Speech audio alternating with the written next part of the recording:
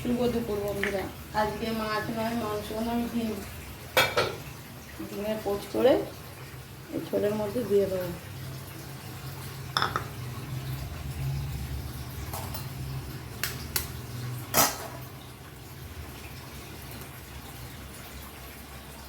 একবার এরকম হয়েছিল, কড়ার মধ্যে দিয়েছিলাম, আমার অনেক ডিম নষ্ট হয়ে গেছে একটা ডিমের জন্য। ওই জন্যে এখন আমি এই একটা করে ভাঙি আর বাটিতে করে ঢেলে ঢেলে দিই। এবং কড়ার মধ্যে দিয়েছিলাম ডিম পচা। আমার এখন রান্না হচ্ছে, এখন 2:10 বাজে। আমরা এই 2:30টার মধ্যে খেয়ে নেব। খালি অল্প ডিম, এই জন্য একটু আলু দিয়ে রান্না করছি। আমার সব আলু টালু গলে গেছে। এবার একটু চাপা দিয়ে রেখে দেবো 5 মিনিট।